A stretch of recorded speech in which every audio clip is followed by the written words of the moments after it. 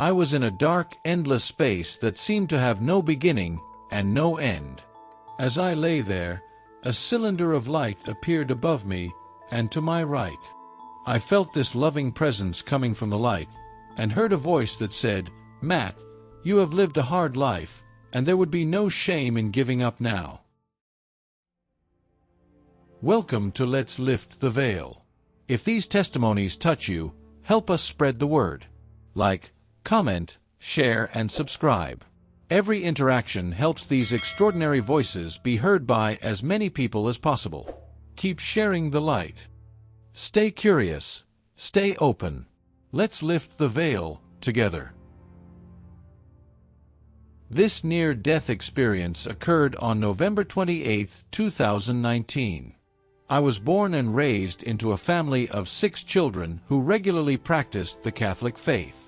I joined the military when I was 17, and later worked as a police officer for the city of Oklahoma City, eventually reaching the rank of police lieutenant. While working as a detective, I went to night school and earned my Juris Doctorate.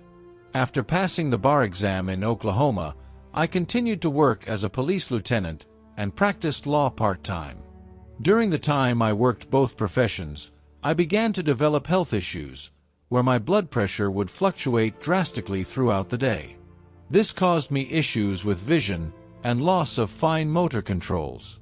I went to numerous doctors who could not identify the root cause, but prescribed me a myriad of different prescriptions, which only served to make me more ill.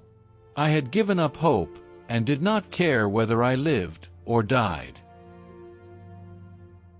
It was in this state that I went to celebrate Thanksgiving with my family at my parents' house in 2019.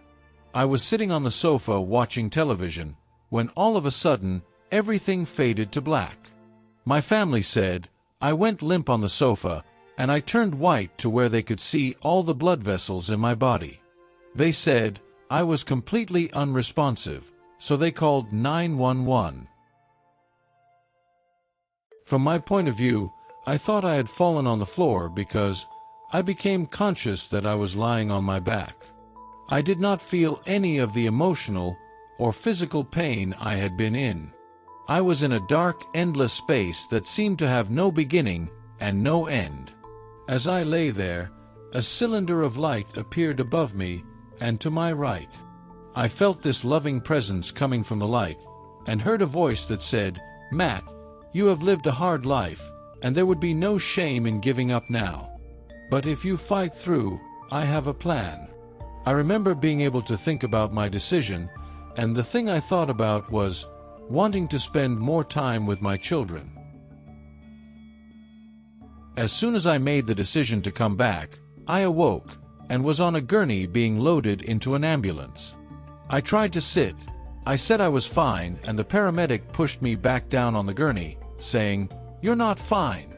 They took me with lights and sirens blaring to the emergency room.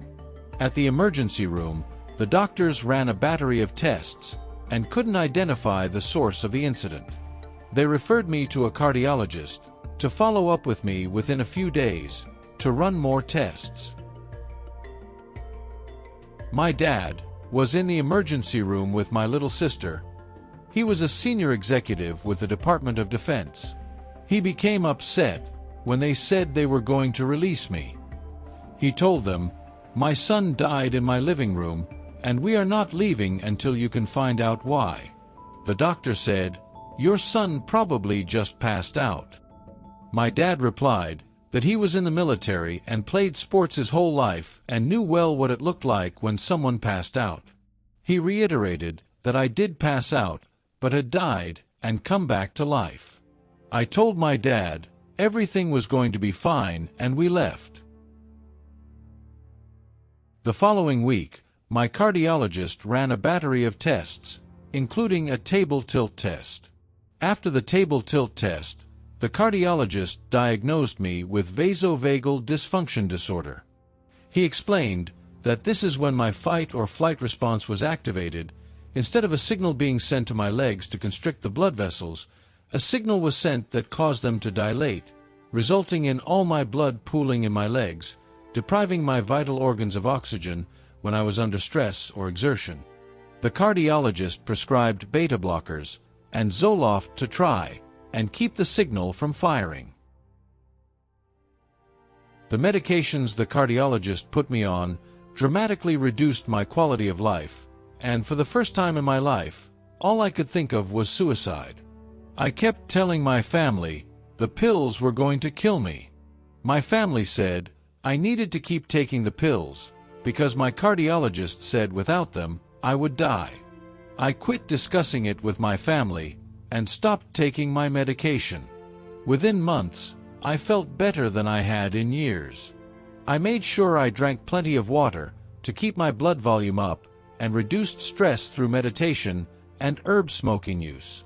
I was eventually able to eliminate the herb smoking use and maintain stasis entirely through meditation. Life behind the veil. Since my near-death experience, my life has completely changed. What I experienced in those moments on the edge of death was so deep, so real, that nothing has ever been the same. It wasn't just a hallucination or a dream.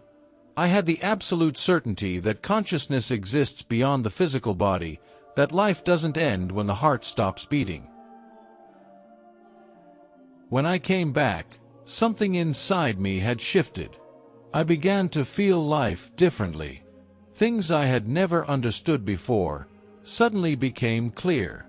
I started sensing presences, hearing an inner voice, calm but firm, that guided me.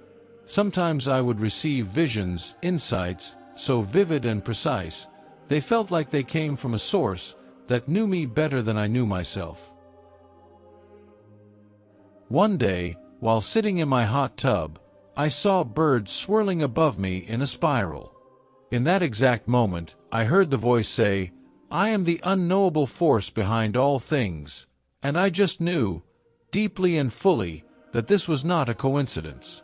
From that day on, I was no longer alone.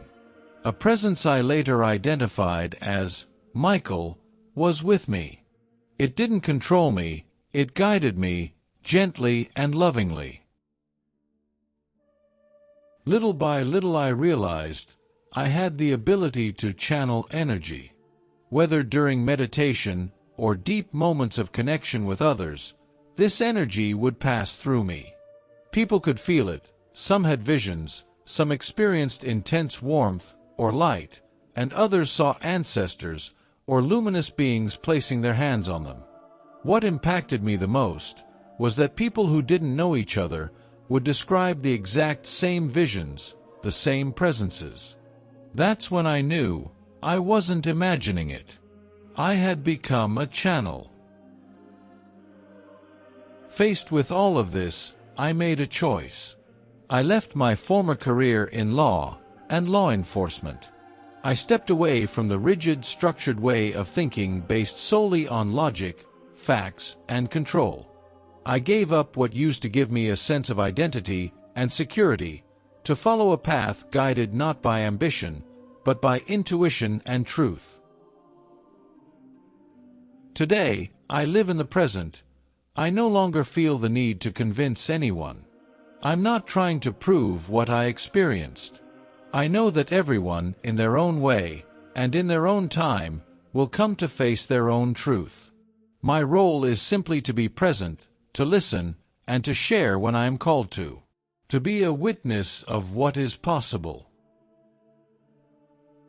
My life isn't without pain or uncertainty, but I walk through it differently now. I trust. Every moment, every hardship, every joy is part of something greater. Even if I don't always understand it, I receive it with faith. I am alive, and I am at peace. Thank you for listening to this near-death experience. If this story moved you, please consider liking, commenting, and sharing it. It's a small action for you, but it means the world to this growing channel. And if you haven't already, hit that subscribe button so you don't miss the next journey beyond the veil. Every click helps us give voice to these powerful stories. Take care of yourself and those you love. Until next time, keep sharing the light. Stay curious, stay open. Let's lift the veil together.